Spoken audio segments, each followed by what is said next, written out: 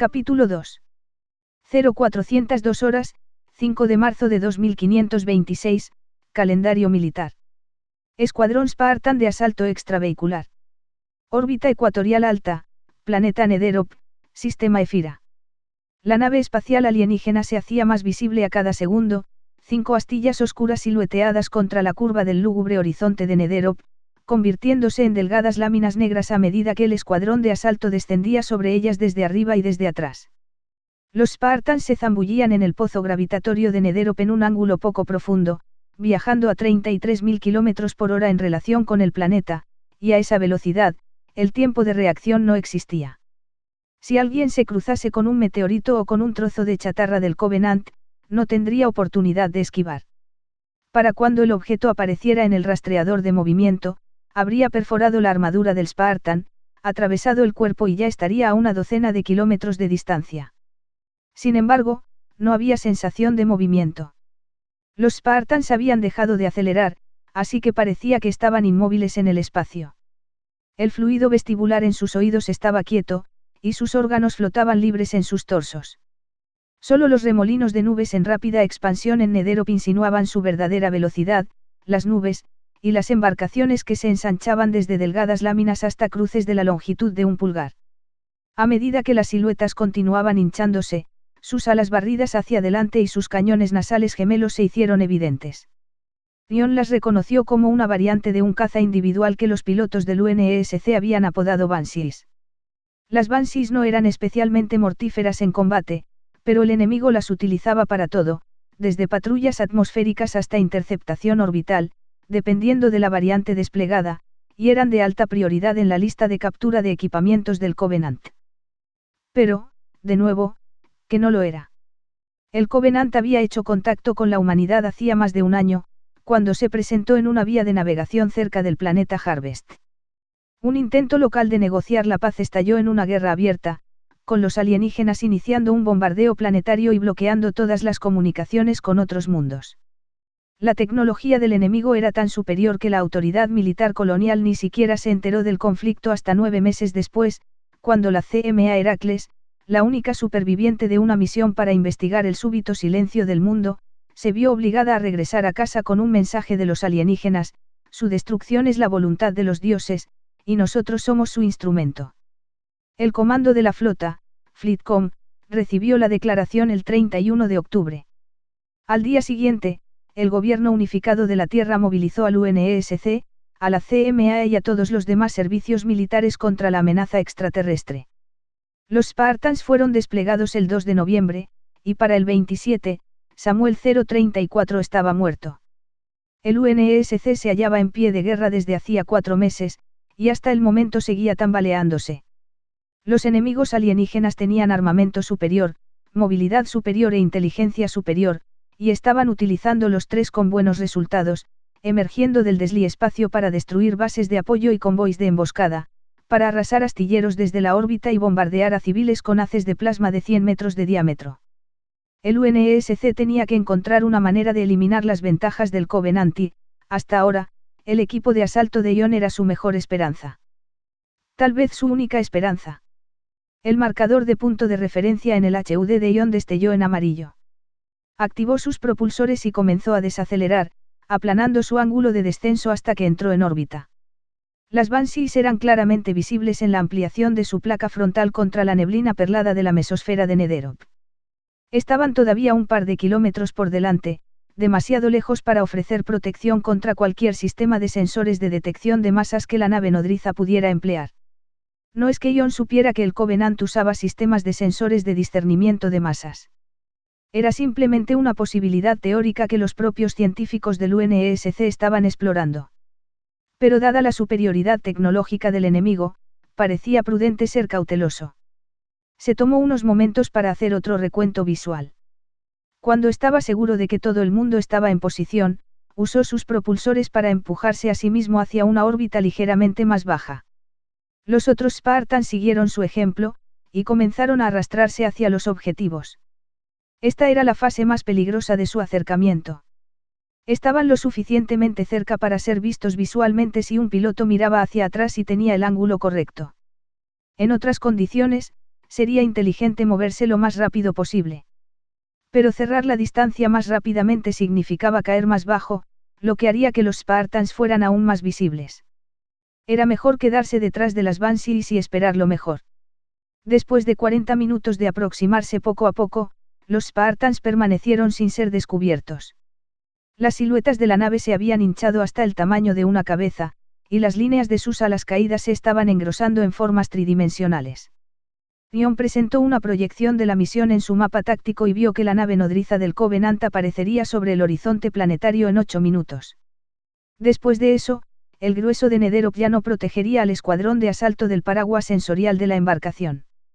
En teoría, los Spartans permanecerían tan indetectables para los alienígenas como la noche estrellada y sus hermanas merodeadoras. En teoría. Ion extendió un brazo por encima de su cabeza, señalando al escuadrón para que se formase sobre él, luego cayó en una órbita más baja y empezó a adelantar rápidamente a las Banshees. Sus Spartans se acercaron, agrupándose por equipos, pero cuidando de mantener un espacio de 100 metros entre ellos. Eso era lo suficientemente apretado para apoyarse unos a otros si era necesario, pero lo suficientemente separados para evitar presentar un grupo llamativo de formas oscuras, o un blanco masivo que pudiera ser eliminado con un solo golpe de plasma. Después de 9 largos y lentos minutos adicionales, los Spartans finalmente se acercaron lo suficiente como para distinguir las nudosas cápsulas equipadas en las puntas de las alas caídas de las Banshees. Ion levantó la mano y, cerrando el puño, hizo un movimiento giratorio. El escuadrón estrechó la formación, disponiéndose de tal manera que había al menos 2 Spartans 50 metros por debajo de cada nave espacial. Ion levantó un pulgar y usó sus propulsores para ascender en órbita detrás de la Banshee más a la izquierda. Fred se colocó a su lado, con Linda y Kelly detrás de la siguiente nave espacial, mientras que los equipos verde y dorado se colocaron detrás de las otras 3 naves. Los alienígenas mantuvieron su formación. Hasta ahora, la misión iba impecablemente. Pero Ion quería estar listo, en caso de que eso cambiara. Desenganchó el rifle M99 Stans-Gauss y se aseguró de que hubiera una bala en la cámara. Si bien los M99 se utilizaban normalmente como rifles de francotirador de largo alcance o armas antimaterial, su precisión y sus mecanismos de disparo sin retroceso los hacían armas ideales para operaciones de infiltración en gravedad cero, y había equipado a la mitad del escuadrón con ellos. La otra mitad llevaba lanzacohetes M41. Los M41 eran menos precisos que los M99, pero tenían más aplicaciones de combate y, al igual que los M99, podían ser disparados sin enviar a un artillero ingrávido hacia un giro incontrolado. La nave nodriza del Covenant se materializó ahora sobre el horizonte de Nederop. Apenas visible a través de la gruesa corona de la atmósfera del planeta, la embarcación apareció como una nebulosa gota gris no mucho más grande que una cabeza de alfiler. Pero Ion sabía por observaciones previas que tenía una cola larga y afilada que se doblaba hacia abajo en un gancho abierto. Si las Banshees seguían un procedimiento previo, volverían a un hangar de mantenimiento situado en el interior del gancho. Después de ser atendidas, se las sacaría del hangar y se las suspendería bajo la cola alargada, listas para su lanzamiento inmediato. Ion sospechaba que la parte más difícil del asalto sería avanzar a través de la cola. Era un punto de estrangulamiento obvio que se sellaría a la primera señal de problemas, lo que significaba que los Spartans tenían que abordar hacia adelante o capturar el hangar sin permitir que se activara una alarma. Al menos tenían opciones. Permanecieron detrás de las Banshees y continuaron acercándose.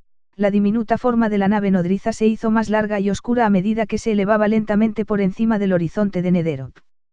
Los analistas de la ONI a bordo de la Noche Estrellada habían medido la longitud de la embarcación en 550 metros y sus vigas horizontales y verticales en 110 metros, aproximadamente el tamaño de una fragata ligera del UNSC.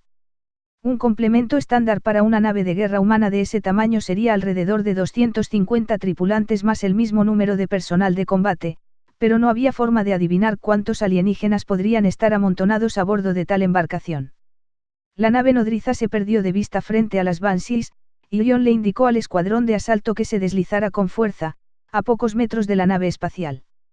Cuando la nave nodriza emergiera de nuevo de detrás de las Banshees, estaría por encima de los Spartans en relación con el planeta, y no quería que un alienígena afortunado mirara a través de un ventanal y viera a una docena de seres humanos siluetados frente a las nubes marrones de Nederop.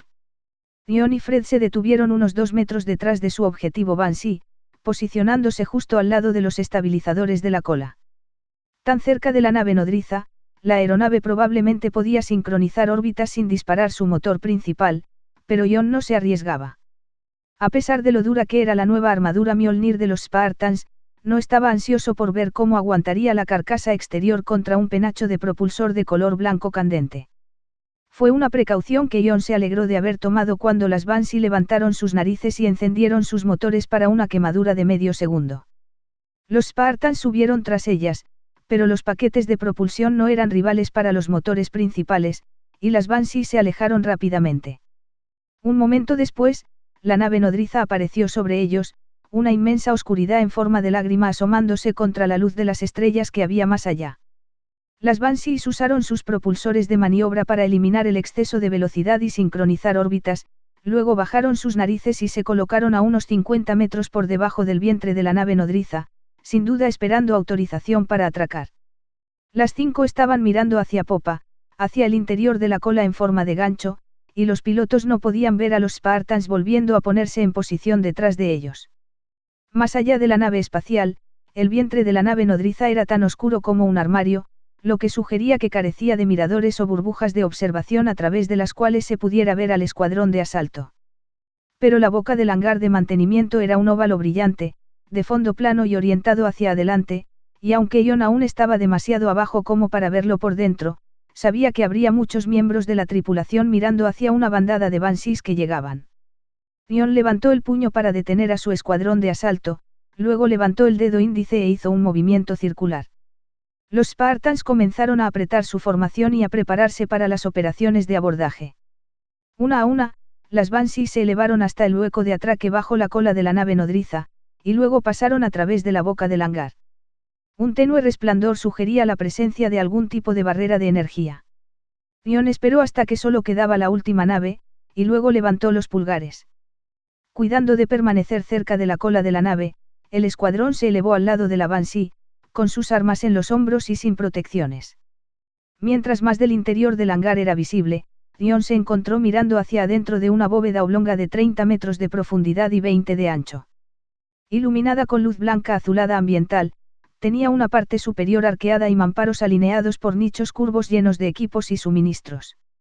Estaba lleno de alienígenas altos y vagamente aviares a los que el UNESC había apodado Jackals. También había media docena de criaturas aladas e insectoides, y 2 de los bípedos bajos que llevaban máscaras conocidos como Grants. La última Banshee empezó un lento desplazamiento hacia la boca del hangar, una indicación de que el escuadrón de asalto de Spartans permanecía completamente desapercibido. Con un poco de suerte, Jon y sus equipos pronto serían la orgullosa nueva tripulación de una fragata del Covenant, o como sea que los analistas decidieran llamarla. Jon hizo un gesto a Fred y Kelly para que se ocuparan del piloto, luego se llevó al hombro su M99 y colocó la mira delante de su casco. Apareció una retícula de tiro en su HUD, y escaneó el hangar, seleccionando su objetivo. Era el tercer francotirador desde la izquierda, así que el protocolo de ataque sorpresa dictaba que tomara el tercer objetivo de alto valor desde la izquierda. Y la prioridad estándar era clara: comandantes, técnicos de comunicaciones, contrafrancotiradores, personal de alta movilidad, operadores de armas pesadas, todos los demás. El desafío con el Covenant era que la humanidad no los había enfrentado el tiempo suficiente para aprender los matices de esos roles o cómo se relacionaban con la especie y la armadura. Solo tendrían que aprovechar la poca información disponible y las teorías especulativas que tenían a su disposición. Jon no vio a ningún comandante o técnico de comunicaciones, así que puso su mirada en el número 3, uno de los insectos alienígenas, pensó en él como un zángano, y luego asintió. Esperó un conteo de 1, soltó el aliento y disparó. Un tenue resplandor destelló a lo largo del M99 mientras las bobinas electromagnéticas se cargaban y atraían el proyectil por el cañón, luego el cuerpo del drone estalló en un chorro de sangre y quitina. Jon pasó al siguiente objetivo, uno de los Grants, y volvió a disparar. Esta vez, hubo una bola naranja cuando la criatura se despedazó en llamas. Jon miró hacia otro lado para ver cómo estaba la última Banshee. Fred estaba sosteniendo el borde de la cabina con una mano y usando la otra para arrastrar al piloto alto a través del dosel destrozado. Kelly estaba en el lado opuesto, manteniéndose en su lugar mientras disparaba las balas de la pistola M6 al pecho del alienígena. Cuando John se volvió hacia su retícula de objetivo, vio a un par de alienígenas similares moviéndose hacia un nicho en la parte de atrás del hangar. Al igual que el piloto que Fred y Kelly estaban atacando, estos eran más altos y más poderosos que los Jacobs, con hombros fuertes y cabezas compactas y oblongas. Llevaban el mismo traje técnico fibroso que el otro piloto y parecían tener un andar orgulloso en sus movimientos, lo que le dijo a John que probablemente tenían algún nivel de liderazgo. Los eliminó con 2 tiros rápidos, y luego buscó más blancos. Al no encontrar ninguno, tiró el M99 a un lado, lanzándolo hacia Nederop propiamente dicho para que saliera de la órbita y se quemara durante la entrada a la atmósfera, y luego se echó hacia atrás y sacó su carabina MA5K de su montura magnética. Se aseguró de que el supresor de sonido aún estaba conectado, luego activó sus propulsores y se dirigió hacia el hangar. Su sistema HUD parpadeó y se oscureció al atravesar la barrera de energía y entrar en el campo de gravedad artificial de la nave, pero volvió a la normalidad en el momento en que sus botas golpearon la cubierta. John notó el fenómeno sin dejar que le preocupara. Se suponía que la armadura Mjolnir estaba protegida contra la interferencia electromagnética, pero la ONI claramente tenía mucho que aprender sobre la tecnología alienígena, y el fallo podría revelar algo útil para los jinetes de la ciencia del grupo de materiales de la sección 3. El resto del escuadrón de asalto apareció en el HUD de John, y los Spartans rápidamente barrieron el hangar, poniendo 2 balas en la cabeza de cualquier alienígena que permaneciera en menos de 3 piezas. Varios Jacobs se habían girado hacia óvalos luminosos situados en los mamparos del hangar, pero todos habían muerto muy lejos de su objetivo. Si habían estado tratando de hacer sonar una alarma, parecía poco probable que hubieran tenido éxito. Lo mismo ocurría con los pilotos de las Banshees. 3 de ellos habían perecido con sus cascos bajo los brazos, lo que les habría impedido acceder a cualquier sistema de comunicación que pudiera estar integrado en sus trajes técnicos. El cuarto piloto, el último en entrar en el hangar antes de que los Spartans lanzaran su ataque, había recibido una ráfaga de M99 mientras levantaba su dosel, y ahora su cabeza y su casco estaban salpicados por todo el interior de la cabina. John apenas podía creerlo. Todo el escuadrón de asalto Spartan estaba dentro del hangar, y el enemigo aún no sabía que había sido abordado. Las misiones simplemente no salían tan bien.